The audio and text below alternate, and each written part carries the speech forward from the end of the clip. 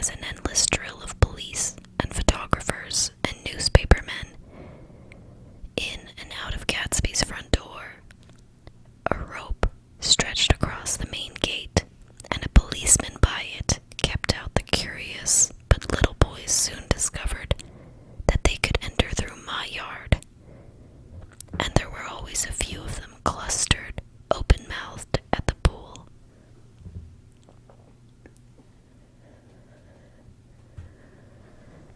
Someone with a positive manner, perhaps a detective, used the expression madman as he bent over Wilson's body that afternoon, and the adventitious authority of his voice set the key for the newspaper reports next morning. Most of these reports were a nightmare, grotesque, circumstantial, eager, and untrue. When Michaelis's testimony at the inquest brought to light Wilson's suspicions of his wife, I thought the whole tale would shortly be served up in a racy pasquinade. But Catherine, who might have said anything, didn't say a word.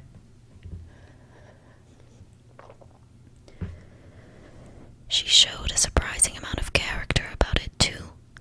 Looked at the coroner with determined eyes under that corrected brow of hers, and swore that her sister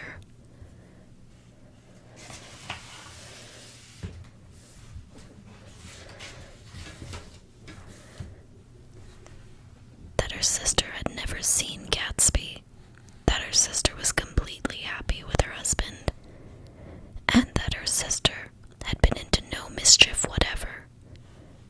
She convinced herself of it and cried into her handkerchief, as if the very suggestion was more than she could endure.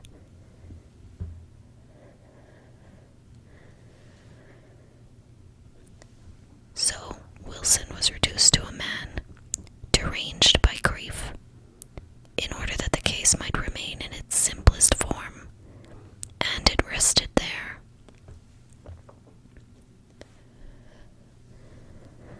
But all this part of it seemed remote and unessential.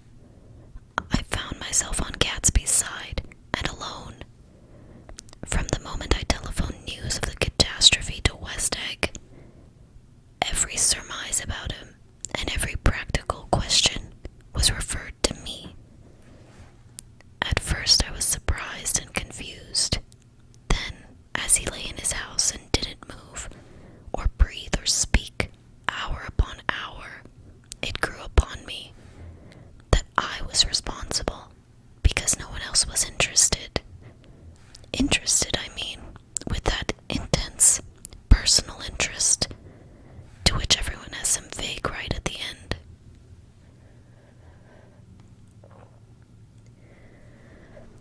I called up Daisy half an hour after we found him, called her instinctively and without hesitation, but she and Tom had gone away early that afternoon and taken baggage with them. Left no address. No. Say when they'd be back. No. Any idea where they are? How I could reach them? I don't know. Can't say. I wanted to get somebody for him. I wanted to go into the room where he lay and reassure him. I'll get somebody for you, Gatsby. Don't worry. Just trust me and I'll get somebody for you. Meyer Wolfsheim's name wasn't in the phone book. The butler gave me his office address on Broadway, and I called information. But by the time I had the number, it was long after 5, and no one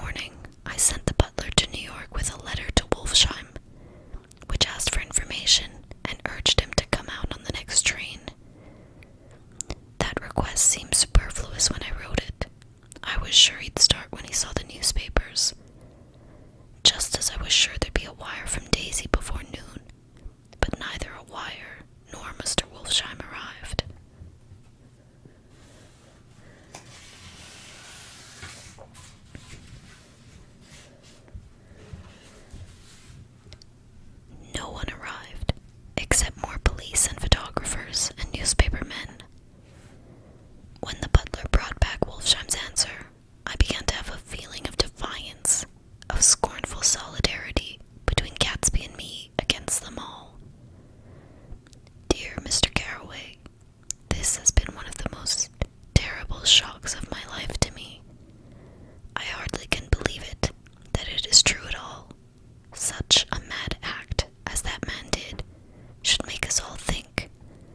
I cannot come down now as I am tied up in some very important business, and cannot get mixed up in this thing now. If there is anything I can do a little later, let me know in a letter by Edgar.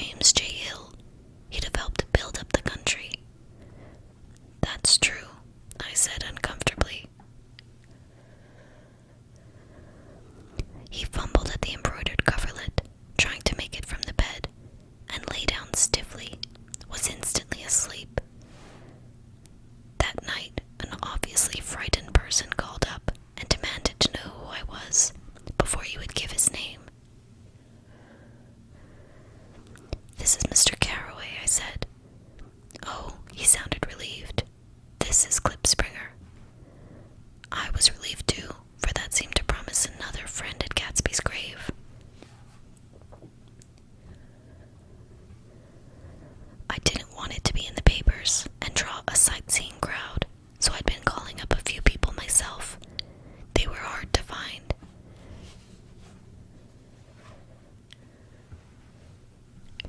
"The funeral's tomorrow," I said. 3 o'clock, here at the house. I wish you'd tell anybody who'd be interested.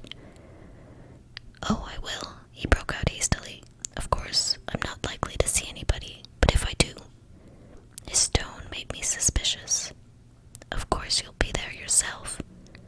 "Well, I'll certainly try. What I called up about is..." "Wait a minute," I interrupted. "How about saying you'll come?" "Well, the fact is, the truth of the matter is that I'm staying with some people here in Greenwich, and they rather expect me to be with them tomorrow. In fact, there's a sort of picnic or something. Of course, I'll do my best to get away."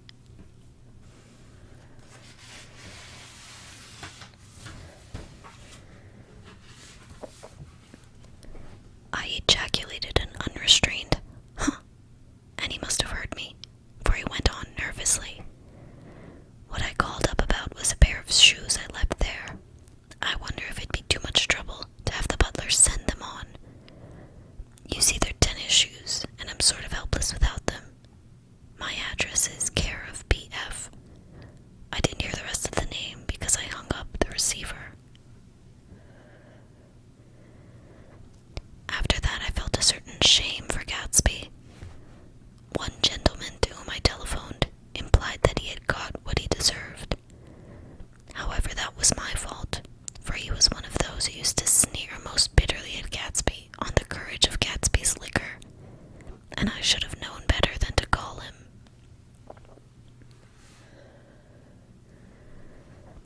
The morning of the funeral, I went up to New York to see Meyer Wolfsheim. I couldn't seem to reach him any other way.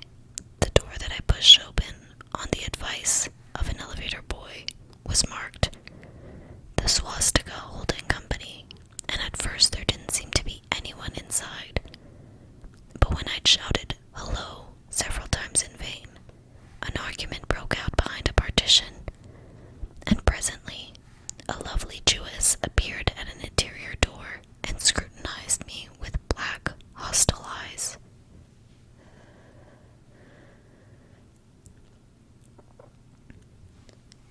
"Nobody's in," she said. "Mr. Wolfsheim's gone to Chicago." The first part of this was obviously untrue, for someone had begun to whistle the rosary tunelessly inside.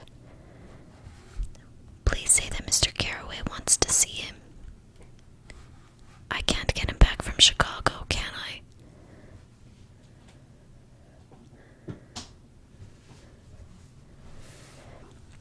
At this moment, a voice, unmistakably Wolfsheim's, called "Stella" from the other side of the door.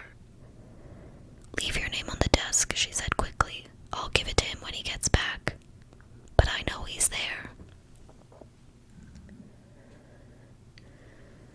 She took a step toward me and began to slide her hands indignantly up and down her hips.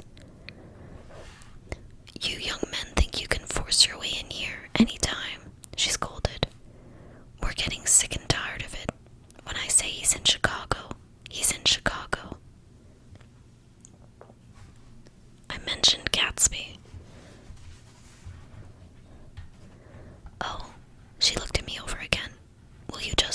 What was your name?" She vanished. In a moment, Meyer Wolfsheim stood solemnly in the doorway, holding out both hands.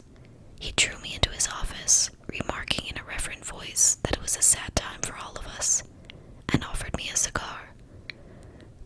"My memory goes back to when I first met him," he said, "a young major just out of the army,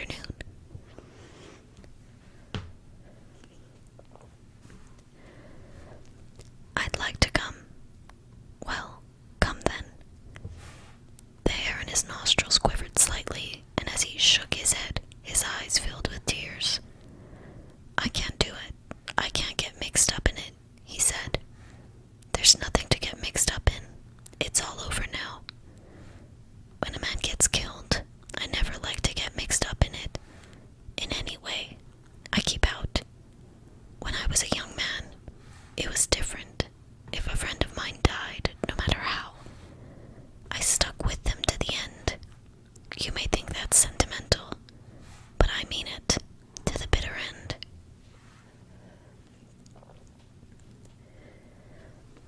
I saw that for some reason of his own, he was determined not to come, so I stood up.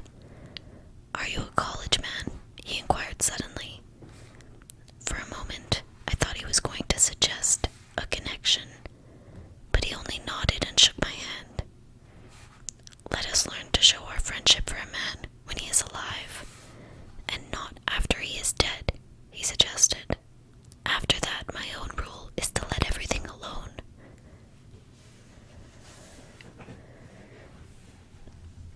When I left his office, the sky had turned dark, and I got back to West Egg in a drizzle. After changing my clothes, I went next door and found Mr. Gatz walking up and down excitedly in the hall. His pride in his son and in his son's possessions was continually increasing, and now he had something to show me. "Jimmy sent me this picture." He took out his wallet with trembling fingers. "Look there." It was a photograph of the house, cracked in the corners and dirty with many hands. He pointed out every detail to me eagerly.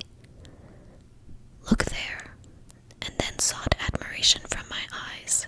He had shown it so often that I think it was more real to him now than the house itself. "Jimmy sent it to me. I think it's a very pretty picture. It shows up well." "Very well. Had you seen him lately?" "He come out to see me 2 years ago and bought me the house I live in now. Of course we was broke up when he run off from home, but I see now there was a reason for it. He knew he had a big future in front of him, and ever since he made a success, he was very generous with me."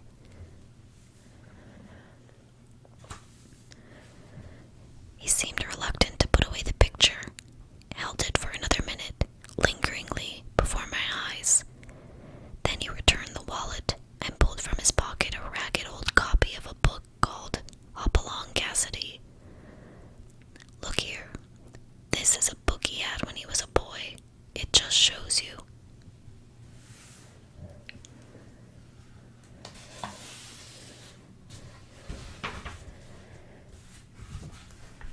He opened it at the back cover and turned it around for me to see. On the last flyleaf was printed the word "schedule" and the date September 12, 1906, and underneath, "Rise from bed, 6 a.m. Dumbbell exercise and wall scaling, 6:15 to 6:30 a.m. Study electricity, etc., 7:15 to 8:15 a.m. Work, 8:30 to 4:30 p.m.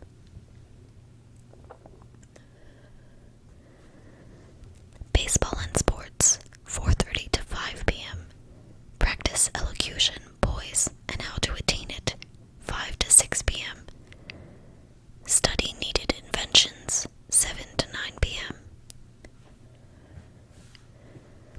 General resolves: no wasting time at shafters or a name indecipherable. No more smoking or chewing. Bath every other day. Read one improving book or magazine per week. Save $5, crossed out, $3 per week. Be better to parents.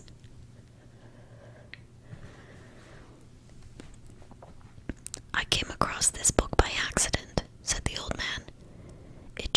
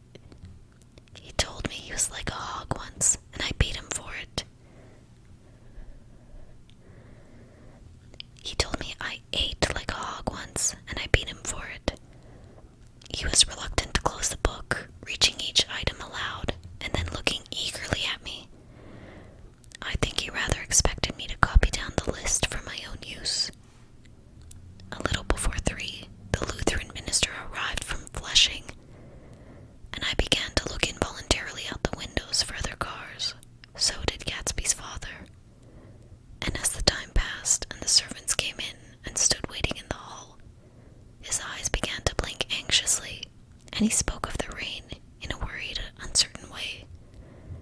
The minister glanced several times at this watch, so I took him aside and asked him to wait for half an hour. But it wasn't any use. Nobody came.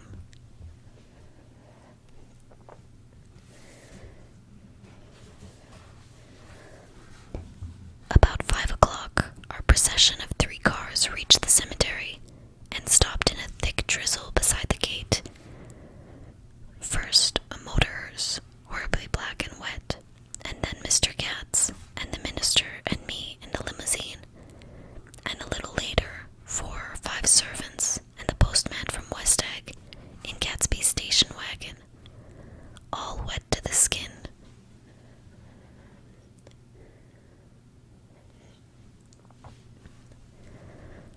As we started through the gate into the cemetery, I heard a car stop, and then the sound of someone splashing after us over the soggy ground. I looked around. It was the man with owl-eyed glasses, whom I had found marveling over Gatsby's books in the library one night, 3 months before. I'd never seen him since then. I don't know how he knew about the funeral, or even his name. The rain poured down his thick glasses, and he took them off and wiped them to see the protecting canvas unrolled from Gatsby's grave. I tried to think about Gatsby then, for a moment, but he was already too far away, and I could only remember.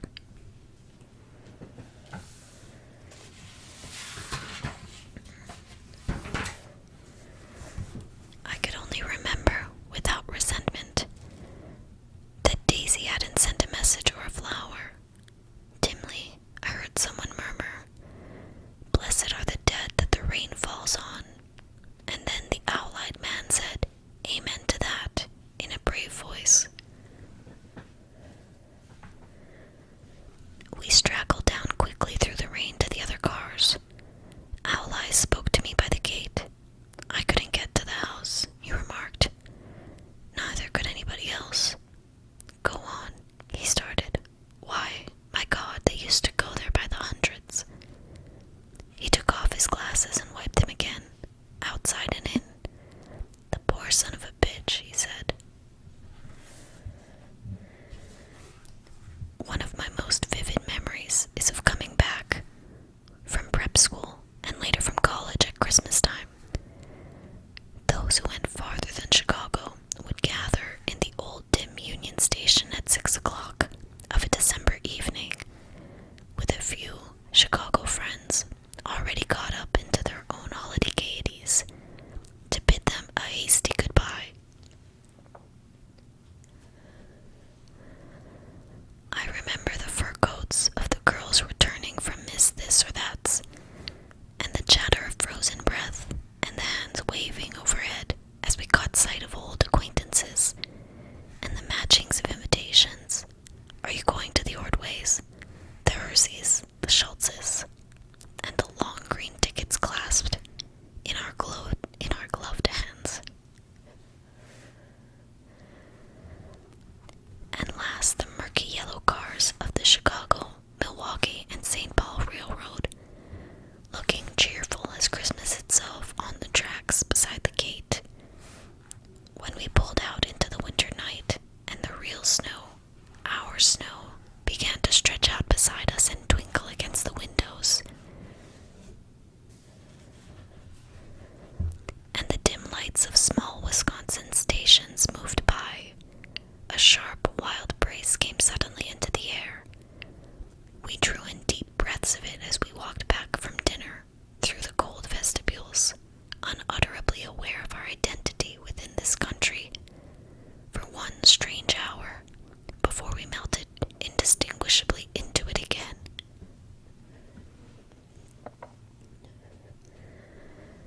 That's my Middle West, not the wheat or the prairies or the lost sweet towns,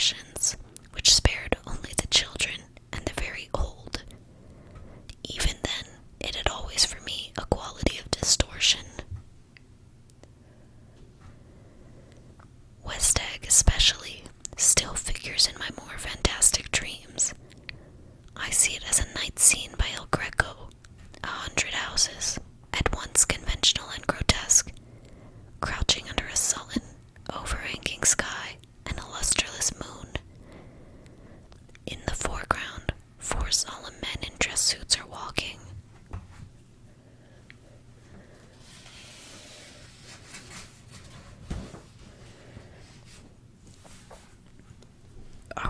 Along the sidewalk with a stretcher on which lies a drunken woman in a white evening dress. Her hand, which dangles over the side, sparkles gold with jewels. Gravely, the men turn in at a house, the wrong house, but no one knows the woman's name, and no one cares.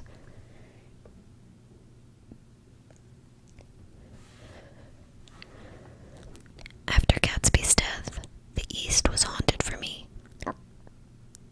like that distorted beyond my eyes of power of correction. So when the blue smoke of brittle leaves was in the air, and the wind blew the wet laundry stiff on the line, I decided to come back home.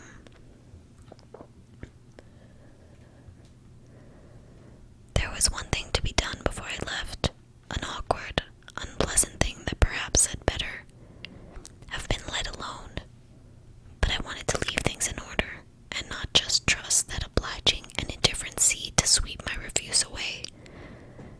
I saw Jordan Baker and talked over and around what had happened to us together and what had happened afterward to me, and she lay perfectly still, listening in a big chair.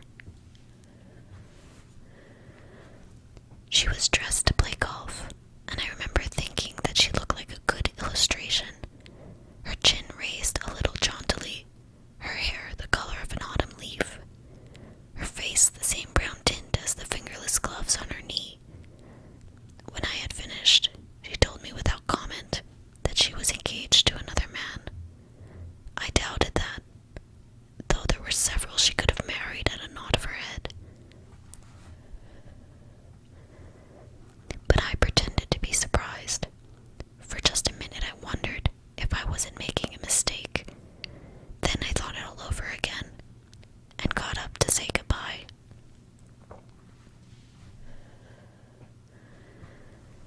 Nevertheless, you did throw me over. You did throw me over, said Jordan suddenly. You threw me over on the telephone.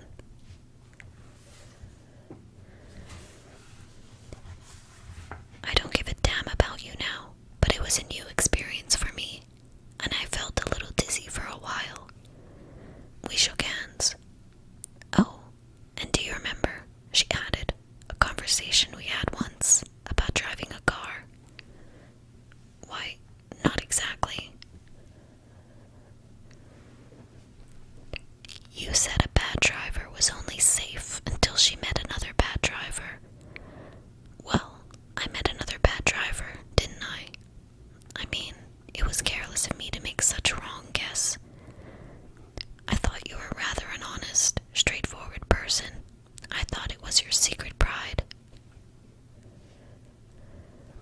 I'm 30, I said.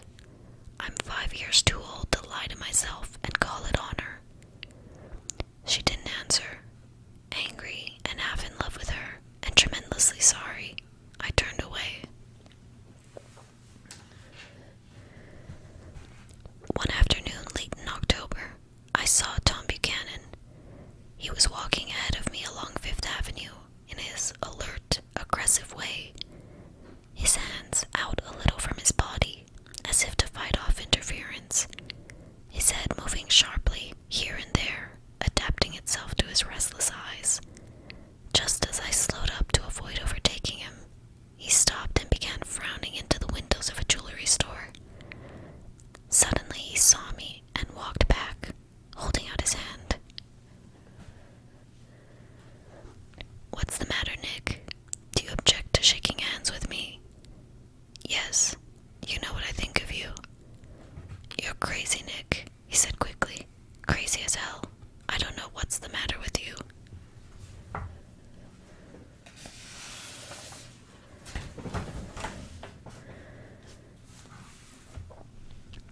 Tom, I inquired, what did you say to Wilson that afternoon?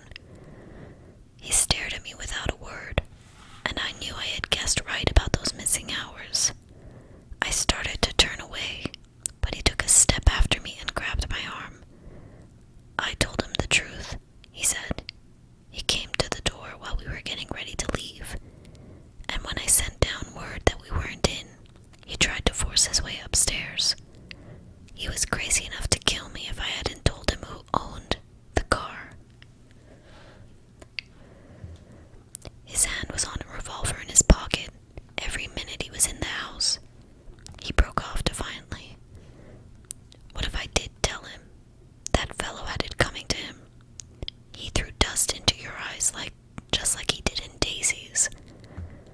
But he was a tough one. He ran over Myrtle like you'd run over a dog, and never even stopped his car.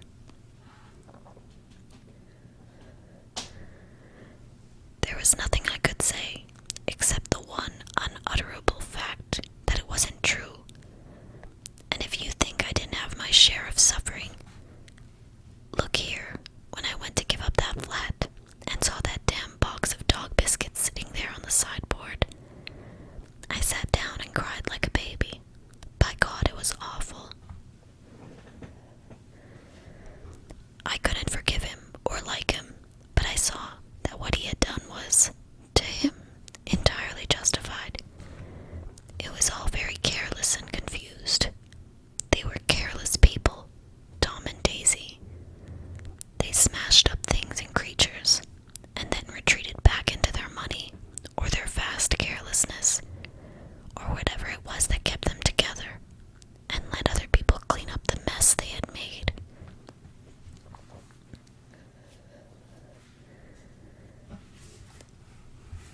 I shook hands with him.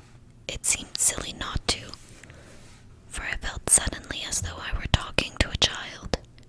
Then he went into the jewelry store to buy a pearl necklace, or perhaps only a pair of cuff buttons, rid of my provincial squeamishness forever.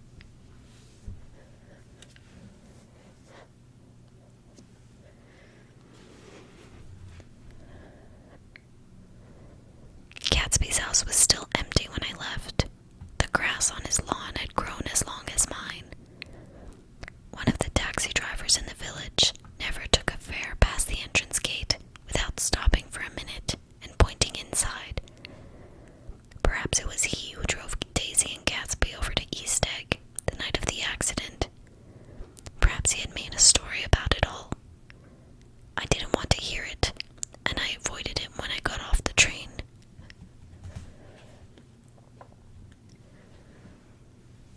I spent my Saturday nights in New York because those gleaming, dazzling parties of his were with me so vividly that I could still hear the music and the laughter, faint and incessant from his garden, and the cars going up and down his drive. One night I did hear a material car there, and saw its lights stop at his front steps, but I didn't investigate. Probably it was some final guest who had been away at the ends of the earth and didn't know that the party was over. On the last night, with my trunk packed and my car sold to the grocer, I went over and looked at that huge, incoherent failure of a house once more.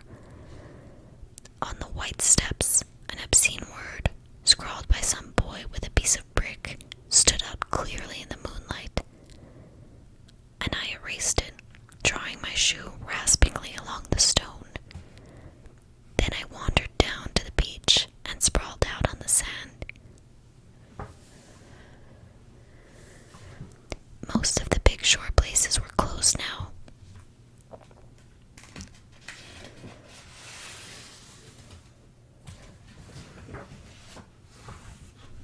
And there were hardly any lights except the shadowy, moving glow of a ferry boat across the sound.